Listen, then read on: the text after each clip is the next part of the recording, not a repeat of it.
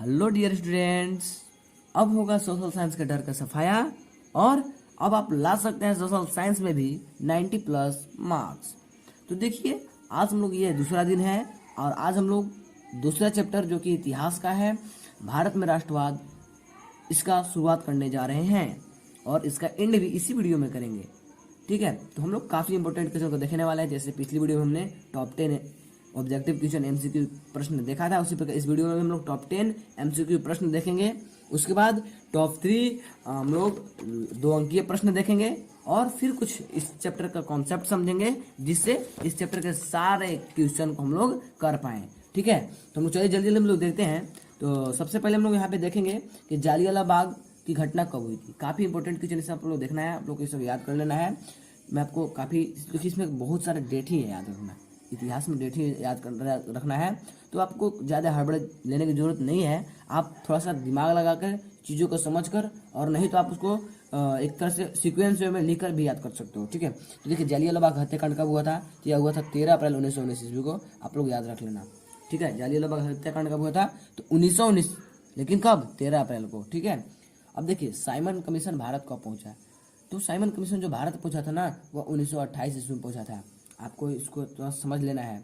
देखिए Raoult act कब पारित हुआ था?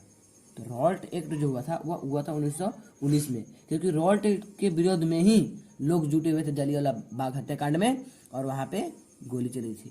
तो रॉल्ट एक्ट से संबंधित है यही, जालियांवाला बाग और रॉल्ट एक्ट दोनों संबंधित है, इसलिए 1919 ही आंसर इसका होगा। ठीक है, 1919, और इसका भी 1919, लेकिन इसका 13 अप्रैल है, आपको याद रखना। ठीक है, अब आ गया है कि डॉक्टर भीमराव अम्बेडकर ने दलित वर्ग एसोसिएशन का गठन कब किया? चलिए काफ़ी इंपॉर्टेंट क्वेश्चन, हम लोग आगे बढ़ रहे हैं। इसमें होने वाला है आपका 12 मार्च 1930 ईस्वी को।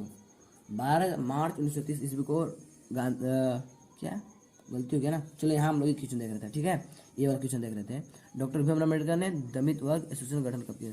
सॉरी, थोड़ा सा यहाँ पे हमने गलती कर दिया, कोई बात नहीं, हम लोग इस क्वेश्चन को देख रहे हैं। ठीक है, तो इसका सही आंसर जानते कौन होगा? 1930 ईस्वी को। ठीक है, कब? 1930 ईस्वी में क्या किए थे? डॉक्टर भीमराव अम्बेडकर ने दलित वर्ग एसोसिएशन का गठन किया था। आई बात समझ में? नेक्स्ट है कि गांधी जी ने कब नमक बनाकर नमक कानून का उल्लंघन किया था? ठीक है, काफ़ी इंपॉर्टेंट क्वेश्चन है भी। थोड़ा सा आप लोग इसको पीडीएफ मैं आपको प्रोवाइड करा दूंगा, उसमें आपको इसको देख लेना है बहुत अच्छे तरह से वहाँ पे।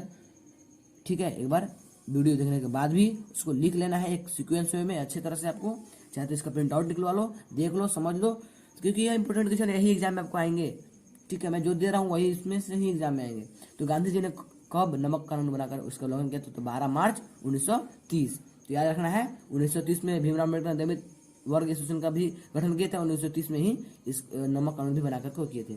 एक और बात है कि महात्मा गांधी कितने सदस्यों के साथ दांडी यात्रा आरंभ किए थे? बहुत इंपॉर्टेंट क्वेश्चन है। ठीक है, इस क्वेश्चन पूछा हुआ है।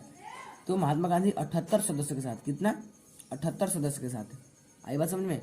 नेक्स्ट है कि गांधी इरविन समझौता कब हुआ था? देखिए गांधी इरविन समझौता कब हुआ था, इससे 1 नंबर में प्रश्न आता है, 2 नंबर में प्रश्न आता है कि गांधी इरविन समझौता का कोई 2 लिखिए।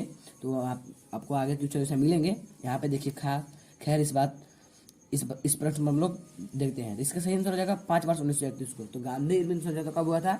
5 मार्च 1931 ईस्वी को। ठीक है, आपको थोड़ा सा ध्यान देना है, और कुछ उसमें कहीं कुछ नहीं है। नेक्स्ट है कि गांधी जी दक्षिण अफ्रीका से भारत कब लौटे? बहुत इंपॉर्टेंट क्वेश्चन ये भी है। इसका आंसर हो जाएगा 1915 ईस्वी में गांधी जी अफ्रीका से भारत लौटे थे। देखिए अगर आप इसको कहानी की तरह पढ़िएगा तो आपको कोई डेट याद रखने की जरूरत नहीं पड़ेगा, और इससे बहुत सारे बच्चे लोग परेशान हो जाते हैं, वो कन्फ्यूज हो जाते हैं कैसे हम डेट याद रखेंगे, लेकिन कहीं कुछ इसमें नहीं है, क्योंकि हम लोग क्या करते थे, इसको एक सिक्वेंस में पढ़ते थे, कहानी की तरह है। गांधी जी भारत आए, उसके बाद फिर क्या हुआ कि वहाँ पे रॉल्ट एक्ट पारित हुआ 1919 ईस्वी में, 1915 में आए, 1915 में रॉल्ट एक्ट हुआ, फिर रॉल्ट एक्ट के विरोध में 13 अप्रैल 1919 को जालियांवाला बाग हत्याकांड हुआ। उसके बाद बहुत सारे यहाँ पे हम लोग है, इस तरह से हम लोग पढ़े थे।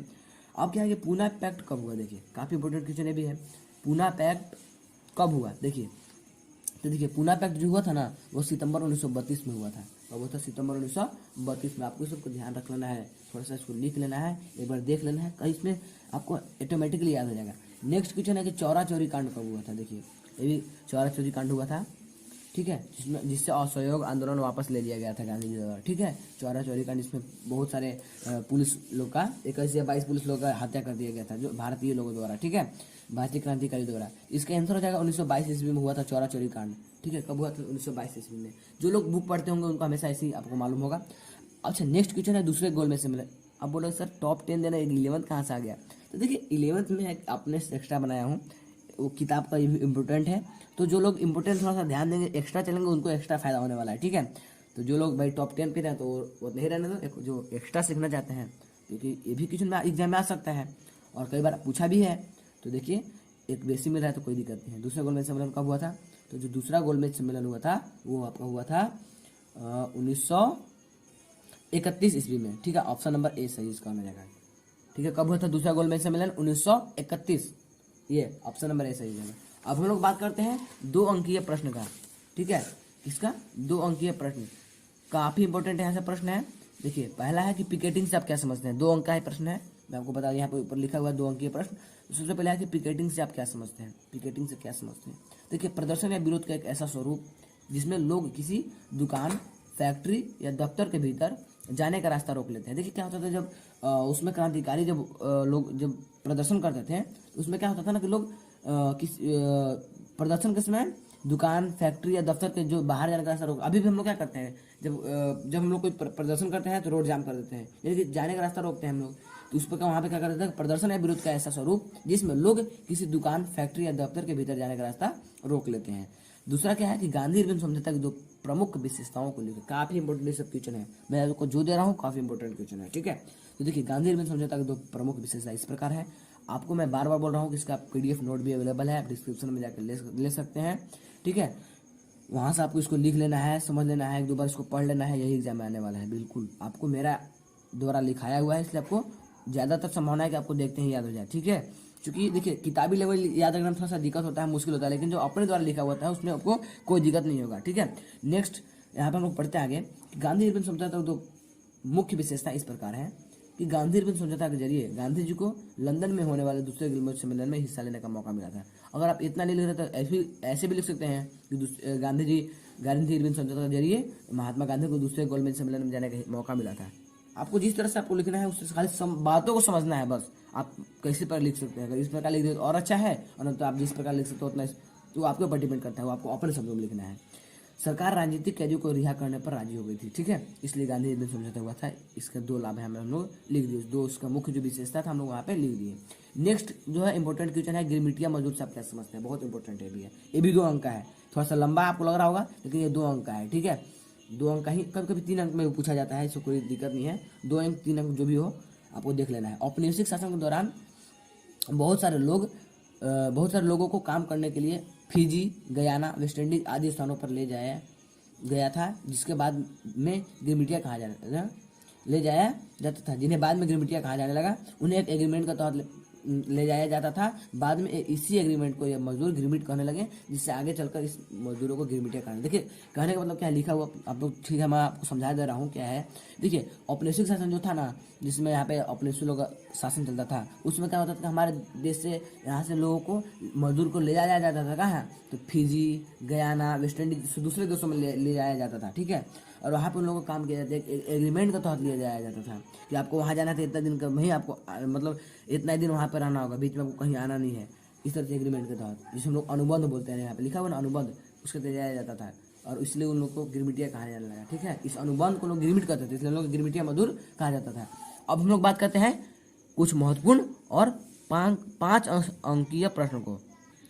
तो देखिए यह है 5 अंकीय प्रश्न, जो कि काफ़ी एक इम्पोर्टेंट प्रश्न है, कई बार एग्जाम में पूछा गया है, ये तो बहुत इंपॉर्टेंट है। देखिए इसका मैं आपको PDF प्रोवाइड करा सकूँ या ना करा सकूँ, लेकिन आप इसका स्क्रीनशॉट ले सकते हैं। ठीक है, देखिए क्या है कि राजनीतिक नेता पृथक निर्वाचिका सवाल पर क्यों बटे हुए थे, काफ़ी इंपॉर्टेंट, कई बार पूछा गया, आप लोग देख सकते हैं। अगर जिसके पास प्रीवियस ईयर क्वेश्चन का वो हो, मॉडल सेट हो, तो आप देख सकते हो। देखिए मुस्लिम लीग के कई नेताओं का मानना था कि हिंदू बहुल देश में मुसलमानों का भविष्य सुरक्षित नहीं रहेगा।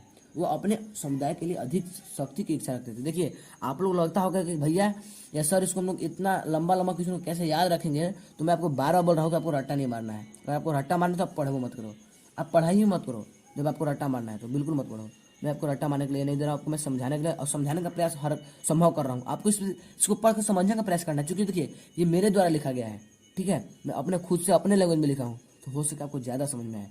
तो आप लोग थोड़ा सा इसको समझने का प्रयास कीजिएगा, आपको हमेशा याद होगा। अगर इसमें से आप इतना लाइन पढ़ेंगे ना तो आपको अधिकतर है कि आपको उस चीज़ को समझ जाएंगे और वहाँ पे एग्जाम में लिख देंगे, कोई दिक्कत आप लोग को नहीं होने वाला है। तो मुस्लिम लीग के कई नेताओं को मानना था कि हिंदू बहुल देश में मुसलमानों का भविष्य सुरक्षित नहीं रहेगा, वो अपने समुदाय के लिए अधिक शक्ति की इच्छा रखते थे। देखिए मुसलमान लोग सोचा था कि देखो हिंदू यहाँ पे बहुत ज़्यादा लोग में है, तो क्या हम लोग लड़ रहे हैं साथ में, मुस्लिम लोग बोल रहा था, तो हम लोग क्या इसमें हम लोग समुदाय को कुछ होगा, अधिक शक्ति को लोग सोचते थे, हम लोग को ज़्यादा शक्ति हम लोग को मिले, इस तरह से सोचते थे।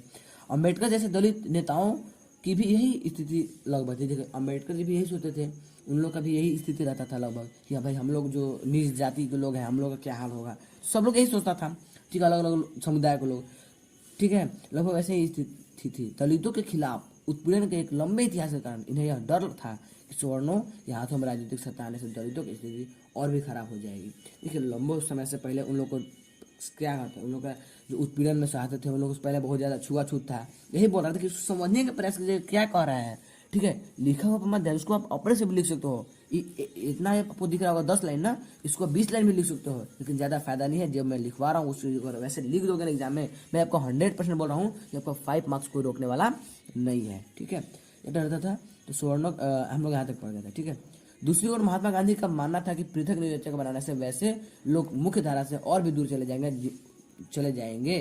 इनका मानना था कि देखिए पृथक निर्वाचिका बनाने से वैसे लोग जो लोग मतलब ऐसा सोच रहे हैं, वो लोग और भी मुख्य धारा से अलग हो जाएंगे, हम लोग से और भी अलग हो जाएंगे इस पर अगर पृथक निर्वाचिका कर दिया जाए तो, ठीक है। उन्हें लगता था कि पृथक निर्वाचिका बनाने से हाशिए पर रहने वाले लोगों को मुख्य धारा से जोड़ना और भी मुश्किल हो जाएगा। जो लोग इनसे दूर पूरा है, मैंने हाशिए मतलब पूरा इनसे अधिक मतलब इनका कोई मतलब उतना लगाव नहीं है, तो उन लोग का और भी मुश्किल हो जाएगा, ठीक है। इसलिए विभिन्न नेता निर्वाचिका पृथक निर्वाचक के सवाल पर बटे हुए थे। देखिए इंपॉर्टेंट क्वेश्चन था, आप स्क्रीनशॉट ले लीजिए यहाँ से, ठीक है, क्योंकि ये सब अलग अलग है, जिससे मैं अलग अलग सब क्वेश्चन का आंसर नहीं शायद दे सकूँ। अच्छा नेक्स्ट क्वेश्चन क्या है, देखिएगा सत्याग्रह का विचार का क्या मतलब है, ये भी एक इम्पोर्टेंट क्वेश्चन है। अच्छा ये इम्पोर्टेंट तो क्वेश्चन है ही, इस से कई बार एक और क्वेश्चन इससे बनाया जा सकता है, ठीक है। एक और क्वेश्चन यहाँ पर क्या बनाया जा सकता है, देखिए मैं बता दूंगा आपको कि सत्याग्रह का विचार क्या मतलब है, और गांधी जी द्वारा चलाया गया सफलतापूर्वक चलाया गया सत्याग्रह आंदोलन का वर्णन करें, ठीक है। ये भी क्वेश्चन आता है, तो उसका भी मैं आपको दूंगा, पहले देख लीजिए।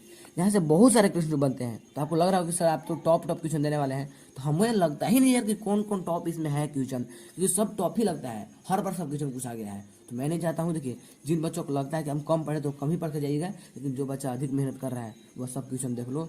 मैं बोल रहा हूँ कोई भी क्वेश्चन आ सकता है, इसमें से 5-6 मैं तुमको क्वेश्चन दूंगा, सब देख लेना, एग्जाम में वही में से आएगा, कोई एक लिख देना है, आपको समझ जाना है, पहले क्वेश्चन को समझना है, एक बार जरूर पढ़ के जाना है। तो क्या देखिए सत्याग्रह के विचार क्या मतलब, देखिए सत्याग्रह क्या है, सत्याग्रह सच्चाई और अहिंसा के एक ढंग है, आप समझ लो। सत्याग्रह के विचार में सत्य की शक्ति पर आग्रह और सत्य की खोज पर जोर दिया जाता है, ठीक है। इसका अर्थ यह है कि अगर आपका उद्देश्य सच्चा है, यदि आपका संघर्ष अन्याय के खिलाफ है, तो उत्पीड़क से मुकाबला करने के लिए आपको किसी शारीरिक बल की आवश्यकता नहीं है।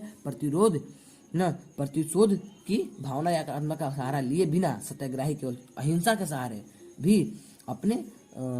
अपने संघर्ष में सफल हो सकता है। इस संघर्ष में अंततः सत्य की जीत होती है। इसी सत्याग्रह का सहारा लेकर महात्मा गांधी जी ने भारत को की ब्रिटिश सरकार का अन्यायपूर्ण कार्य को विरोध किया था। देखिए महात्मा गांधी का कहना था भाई, तो महात्मा गांधी का कहना था सत्याग्रह के वही मतलब करते थे। उनका मानना था देखिए अगर आपका जो संघर्ष है, आपका जो है ना संघर्ष, वो अगर अन्याय के खिलाफ है, अगर आपको अन्याय के खिलाफ है, तो आपको शत्रु से डरने के लिए आपको बलपूर्वक नहीं करना पड़ा, उसके लिए आपको क्या करना, आपको क्या बोल रहा है देखिएगा, प्रतिरोध की आक्रामकता बिना लड़ाई किए ही आपको केवल अहिंसा के कि आप केवल सत्य के सहारे अपने संघर्ष में सफल हो सकते हैं। इनका यह मानना था। आप लोग एक बार देख सकते हैं, इसको समझ सकते हैं इसको एक बार, ठीक है। अच्छा एक और बात यहाँ पे है इंपॉर्टेंट क्वेश्चन, ये क्वेश्चन, ठीक है। तो ये उतना भी इंपॉर्टेंट नहीं है, लेकिन कई बार पूछा, इसलिए आप लोग इसको एक बार देख, इसका स्क्रीनशॉट ले सकते हो, एक बार समझ सकते हो, ठीक है। महात्मा गांधी द्वारा सफलतापूर्वक चला गया सत्याग्रह आंदोलन का वर्णन कीजिए। तो सफलतापूर्वक जो उनका आंदोलन चला उसका वर्णन करने के लिए बोल रहा था। देखिए आप जो बुक पढ़ते हैं ना, तो आपको सब अच्छा से हमको ये हो जाता है। तो सत्याग्रह का सिद्धांत का प्रयोग महात्मा गांधी जी ने अनेक स्थानों पर किया है। जैसे 1916 में उन्होंने बिहार के चंपारण इलाके में दमनकारी बगान मालिकों के भी विरुद्ध किसानों को बचाने में, 1917 ईस्वी में गुजरात के खेड़ा जिले के किसानों की फसल खराब हो जाने के कारण सरकारी कर से बचाने में, और 1918 में गुजरात का अहमदाबाद में सूती कपड़ा के कारखानों में मजदूरों को उचित वेतन दिलाने के आदि में किया। इन सभी से उन्हें सफलता भी मिला था। देखिए यही कुछ है, कुछ खास नहीं। इसका मैं आपको पीडीएफ भी शायद हो सके तो मैं प्रोवाइड करा दूंगा, कोई दिक्कत नहीं है। बाकी यही इंपॉर्टेंट क्वेश्चन है भी, और आपको सोचो जिसको मेहनत नहीं करना तो उसके लिए तो कोई इंपॉर्टेंट नहीं है, ठीक है। तो जो बच्चा इंपॉर्टेंट पढ़ने में मेहनत कर रहा है तो थोड़ा सा सब देख लेना। कोई आपको मैं चैलेंज कर रहा हूँ कि आपका भी शायद हो सके तो इसमें आपको अच्छा नंबर मिल जाएगा। अब हम लोग नेक्स्ट क्वेश्चन एक और देखते हैं, क्योंकि आपका यहाँ पे है। देखिएगा ये भी कई बार क्वेश्चन पूछा गया है कि जालियांवाला बाग हत्याकांड पर टिप्पणी लिखे। जालियांवाला बाग हत्याकांड पर टिप्पणी लिखने कई बार आया है, तो इसको हम लोग देख लेते हैं। जालियांवाला बाग हत्याकांड, इसको एक बार थोड़ा सा समझ लीजिएगा, कुछ कहीं कुछ नहीं है। बाकी इतना आपको लंबा देखने में लग रहा है, आपको क्वेश्चन को देख कर डरना नहीं है। मैं आपको बार बोल रहा हूँ, क्वेश्चन को देखने का डरना नहीं है, आपको बिल्कुल नहीं डरना है। आपको आंसर सब याद हो जाएंगे, टेंशन नहीं लेना है। देखिए जालियांवाला बाग हत्याकांड पर टिप्पणी लिखे। भारत के इतिहास में जालियांवाला बाग हत्याकांड, मैं आपको बार बार बोल रहा हूँ कि मेरे द्वारा लिखा गया आंसर है, अपने शब्दों में लिखा गया है, आपको हमेशा याद हो जाएगा। एक बार पढ़ के देखिएगा, समझने का प्रयास कीजिएगा। भारत के इतिहास में जालियांवाला बाग हत्याकांड सबसे दर्दनाक घटना था, जो 13 अप्रैल 1919 ईस्वी को पंजाब के अमृतसर में हुआ था। उस दिन अमृतसर में बहुत सारे गांव वाले सालाना बैसाखी मेले में शिरकत करने के लिए जालियांवाला बाग मैदान में जमा हुए थे। काफी लोग तो सरकार द्वारा लागू किए गए दमनकारी कानून रॉल्ट एक्ट का विरोध करने के लिए एकत्रित हुए थे। यह मैदान चारों तरफ से बंद था। शहर से बाहर होने के कारण वहां जुटे लोगों को यह पता नहीं था कि इलाकों में मार्शल लॉ लागू किया जा चुका है। जनरल डायर हथियार बंद सैनिकों के साथ वहां पहुंचा और जाते उसने मैदान से बाहर निकलने के सारे रास्ते बंद कर दिया। इसके बाद उसके सिपाहियों ने भीड़ पर अंधाधुंध गोलियां चला दी, सैकड़ों लोग मारे गए। यह घटना जालियांवाला बाग हत्याकांड के नाम से जाना जाता है। यहाँ तक ठीक है। इसको आप लोग थोड़ा सा स्क्रीनशॉट ले सकते हैं, काफी इंपॉर्टेंट है। देखिए इसको आप एक दो बार पढ़िएगा ना तो आपको इसमें इंटरेस्ट चक जाएगा इसके बारे में जानने का। और जालियांवाला बाग हत्याकांड के बारे में लगभग सभी लोग जानते हैं, ठीक है। तो आपको शायद इसको याद करने की जरूरत नहीं पड़ा, थोड़ा सा समझने की जरूरत है। मैं आपको बार बार बोल रहा हूँ, आपको याद करने की जरूरत नहीं, आपको समझने की जरूरत है। नेक्स्ट है कि सविनय अवज्ञा आंदोलन से आप क्या समझते हैं। एक ये भी क्वेश्चन है इंपॉर्टेंट, कि सविनय अवज्ञा आंदोलन से आप क्या समझते हैं। लेकिन इससे पहले आपको मैं और क्वेश्चन दिखाना चाह रहा हूँ, इसका आप लोग स्क्रीनशॉट ले लेना, ठीक है। सविनय अवज्ञा आंदोलन के बारे में है। और भी आपको इंपॉर्टेंट क्वेश्चन मैं दिखा रहा हूँ, पहले जो इंपॉर्टेंट कई बार पूछा गया वो सब मैं दिखा रहा हूँ, देखिएगा,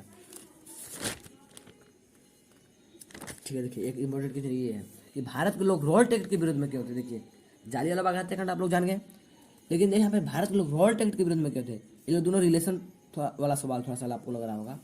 देखिए भारतीय सदस्यों का भारी विरोध के बावजूद इम्पीरियल लेजिस्लेटिव काउंसिल ने बहुत जल्दबाजी में एक कानून पारित किया जिसे रॉल्ट एक्ट का नाम दिया गया। इस कानून के जरिए, ठीक है, इधर कर ले रहा हूँ, इस कानून के जरिए सरकार को राजनीतिक गतिविधियों को कुचलने और राजनीतिक कैदियों को 2 साल तक बिना मुकदमा चलाए जेल में बंद रखने के अधिकार मिल गया था। इसी कारण भारतीयों ने रॉल्ट एक्ट का विरोध किया। देखिए बाहर के लोग जो थे ना, रॉल्ट एक्ट का काहे विरोध कर रहे थे, और रॉल्ट एक्ट को विरोध हो रहा था जालियांवाला बाग हत्याकांड में जो कि वहाँ हुआ था ना, उसी के विरोध में, उसी के लिए लोग एकत्रित हुए थे वहाँ पे, ठीक है। तब जनरल डायर वहाँ पे गोली चलवाया था। तो रॉल्ट एक्ट 1919 ईस्वी में हुआ था और जालियांवाला बाग भी 13 अप्रैल 1919 में हुआ था, ठीक है। तो यहाँ पे आप लोग देख सकते होंगे कि जो रॉल्ट एक्ट क्या है, एक तरह का कानून था, ठीक है, जिसमें कहा था कि 2 साल तक बिना किसी मुकदमा चला कोई भी कैदी जिसपे शौक होता ना तो उसको रख लेता था जेल में बंद करके अंग्रेज लोग, ठीक है। तो आप लोग को समझ में आ ही गया होगा। अब एक क्या है कि देखिएगा नेक्स्ट क्वेश्चन कि गांधी जी ने रॉल्ट एक्ट का विरोध किस प्रकार किया था। ये सब इंपोर्टेंट क्वेश्चन है, ठीक है ना। तो आपको ध्यान देना है, सब क्वेश्चन को समझना है, पढ़ना है एक बार, ठीक है। तो देखिए गांधी जी ने रॉल्ट एक्ट के खिलाफ एक राष्ट्रव्यापी सत्याग्रह आंदोलन चलाने का फैसला लिया। वे ऐसे अन्यायपूर्ण कानूनों के खिलाफ अहिंसक ढंग से नागरिक अवज्ञा चाहते थे। इस नागरिक अवज्ञा को 6 अप्रैल से एक हड़ताल के साथ प्रारंभ होना निश्चित किया गया। रॉल्ट एक्ट के खिलाफ विभिन्न शहरों में रैलियां एवं जुलूस का आयोजन किया गया। रेलवे कामगार हड़ताल पर चले गए, दुकानें स्वतः बंद हो गई, टेलीग्राफ सेवा बाधित कर दी गई। इसी प्रकार रॉल्ट एक्ट का विरोध किया गया। तो इस तरह से क्वेश्चन भी इंपॉर्टेंट है, इसका भी आप लोग स्क्रीनशॉट ले सकते हैं, इसको अपने कॉपी में लिख सकते हैं, नोट कर सकते हैं। एक और यहाँ पे क्वेश्चन है कि गांधी जी ने असहयोग आंदोलन में को वापस लेने का फैसला क्यों लिया। देखिएगा तो यहाँ पे आप लोग सविनय अवज्ञा आंदोलन है, इसको हम लोग बाद में पढ़ेंगे, लेकिन पहले इसको हम लोग देख लेते हैं। जो इंपॉर्टेंट क्वेश्चन है ये वाला है ना, गांधी जी ने असहयोग आंदोलन को वापस लेने का फैसला क्यों लिया, काफी इंपॉर्टेंट है। असहयोग आंदोलन का प्रारंभ शहरी शिक्षित एवं मध्यम वर्ग के हिस्सेदारी से हुआ, जहां इसका स्वरूप नियंत्रित एवं अहिंसक था। देखिए मैं आपको बार बार बोल रहा हूँ दोस्त कि अगर तुमको अच्छा नंबर लाना है तो थोड़ा सा मेहनत करना होगा। इसको आप एक बार खुद से पढ़िए, मैं आपको बोल रहा हूँ, मेरा सिर्फ वीडियो देखने से कुछ होने वाला नहीं है। वीडियो देखने के बाद खुद से मेहनत कीजिए आप, मैं आपको बार बार बोल रहा हूँ, आप खुद से मेहनत कीजिए। आपका ही मेहनत काम आएगा, मेरा मेहनत सिर्फ 30% काम आएगा, लेकिन आपका मेहनत 70% आपको काम होने वाला है, ठीक है। असहयोग आंदोलन का प्रारंभ जो हुआ था ना, वो शहरी शिक्षित मध्यम मध्यम वर्ग की हिस्सेदारी शुरुआत लगी, जहाँ इसका स्वरूप नियंत्रित और अहिंसक था। देखिए, जब शिक्षित लोग हैं तो वहाँ पे इसका अहिंसक है, वहाँ पे लोग सभी समझदार हैं, वहाँ नियंत्रित था। लेकिन जैसे जैसे यह जो था ना, जैसे जैसे यह देश के भीतरी अथवा ग्रामीण इलाकों में फैला, ठीक है, इसका स्वरूप अनियंत्रित एवं हिंसक होता गया। स्वराज के प्रति अति उत्साह ने शांतिपूर्ण असहयोग को हिंसक टकराव में बदल दिया। देखिए, लोग अपना स्वराज के, अपना के लिए, आज़ादी के लिए इतना उत्सुक थे कि उनका जो था ना, धीरे धीरे, इसलिए गाँव के लोग थोड़ा सा उतना शिक्षित नहीं होते हैं, तो वह क्या होता है कि अनियंत्रित वहाँ पे हो गया इन लोग का, ठीक है। सब लोग समझने वाला कोई ही नहीं था, सब लोग पूरा एकदम करने लगा, हिंसा पूरा करने लगा ना, अहिंसा के पद को छोड़ के हिंसा करने लगा। स्वराज के प्रति उत्साह के शांतिपूर्वक असहयोग को हिंसक टकराव में बदल दिया। चौरा चौरी में उग्र भीड़ ने, देखिए, चौरा चौरी के कारण ही, मुख्य रूप से समझिए तो चौरा चौरी के कारण ही ने गांधी जी ने असहयोग आंदोलन को वापस लिया था, मुख्य रूप से अगर कहा जाए तो, ठीक है, चौरा चौरी के कारण। तो क्या है कि चौरा चौरी में उग्र भीड़ ने थाने में आग लगा दी, जिसमें कुछ पुलिसकर्मियों की मौत हो गई। महात्मा गांधी अहिंसा और शांति के पूर्ण समर्थक थे, इसलिए आंदोलन का हिंसा का मार्ग पकड़ते देख गांधी जी ने वापस लेने का फैसला किया था, ठीक है। तो ये कुछ नहीं है, बहुत अच्छा है क्वेश्चन, कई बार पूछा गया, इसलिए मैं आपको दे रहा हूँ। हर बार मैं आपको बता रहा हूँ कि भाई थोड़ा सा ध्यान देकर इसको समझ लो, और कुछ नहीं है, बहुत इंपॉर्टेंट है, बहुत बहुत बहुत यह इंपॉर्टेंट क्वेश्चन है। इसका आप लोग स्क्रीनशॉट भी ले सकते हो, यहाँ पे भी कुछ लाइन था बैकअप करके, ये और ये क्वेश्चन, ठीक है, काफी इंपॉर्टेंट ये सब क्वेश्चन है। नेक्स्ट हम लोग देखने वाले हैं सविनय अवज्ञा आंदोलन सब क्या समझते हैं, ठीक है। नेक्स्ट हम लोग यही देखने वाला है, इससे रिलेटेड एक दो और प्रश्न है बचा हुआ, ज्यादा बचा हुआ नहीं है, थोड़ा सा हम लोग बचा हुआ है, लेकिन देखिए सब इंपॉर्टेंट है, इसलिए आपको एक बार इसको लिख लेना है, आपको एक बार देख लेना है कौन कौन है, क्योंकि हर प्रकार के क्वेश्चन बन रहे हैं यहाँ से ना, इसलिए देखना है। देखिए, गांधी जी द्वारा मार्च 1930 ईस्वी में दांडी में नमक कानून का उल्लंघन करके 1930 में, आपको याद रखा होगा कि एग्जाम में कई बार पूछा हुआ है कि सविनय अवज्ञा आंदोलन जो, अरे गांधी जो थे ना, दांडी यात्रा कब शुरुआत हुआ था 1930 ईस्वी में, ठीक है। तो इस आंदोलन के जरिए लोगों को अंग्रेजों का सहयोग न करने के लिए और औपनिवेशिक कानूनों का उल्लंघन करने के लिए प्रेरित किया जा रहा था। यह आंदोलन देश के विभिन्न भागों में चला, हजारों लोगों ने नमक कानून तोड़ा और सरकारी नमक कारखानों के सामने प्रदर्शन किए। आंदोलन फैला तो विदेश कपड़ों का बहिष्कार किया जाने लगा, शराब की दुकानें में की पिकेटिंग होने लगी। आपको आगे मैं बता चुका हूँ पिकेटिंग क्या होता है ना। किसानों ने लगान और चौकीदारी कर चुकाने से इनकार कर दिया। गांव में तैनात कर्मचारी इस्तीफे देने लगे, परंतु 1934 आते आते तक इसकी गति मंद पड़ने लगी, ठीक है, इसकी गति मंद पड़ने लगी। तो देखिए, सविनय अवज्ञा आंदोलन से उतना क्वेश्चन नहीं उठता है एग्जाम में, लेकिन कई बार पूछ दिया गया, इसलिए आप लोग इसको उतना भी इंपॉर्टेंट नहीं है जितना इंपॉर्टेंट आप लोग सोच रहे होंगे। जो बच्चा कम मेहनत करना चाहता है ये सब क्वेश्चन नहीं देखेगा, ठीक है। जो बच्चा मेहनत करना चाहता है, जो चाह रहा है कि नहीं हमको 90 चाहिए सोशल साइंस में भी, तो वो तो भाई सबको देखना पड़ेगा उन लोगों को, ठीक है। अब देखिए, इससे रिलेटेड क्या है कि सविनय अवज्ञा आंदोलन में विभिन्न वर्गों और समूहों ने हिस्सा क्यों लिया। एक इंपॉर्टेंट क्वेश्चन ये भी है कि सविनय अवज्ञा आंदोलन में विभिन्न वर्गों और समूहों ने क्यों हिस्सा लिया, ठीक है।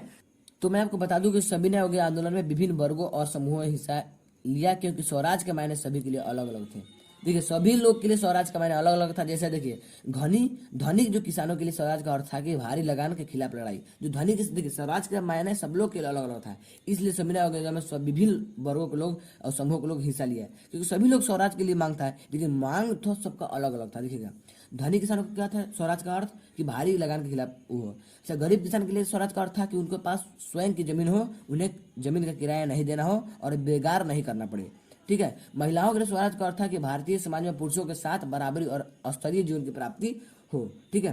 अच्छा, ज्यादातर व्यवसायी स्वराज को ऐसे यूरोप में देखते थे जहाँ कारोबार पर औपनिवेशिक पाबंदियां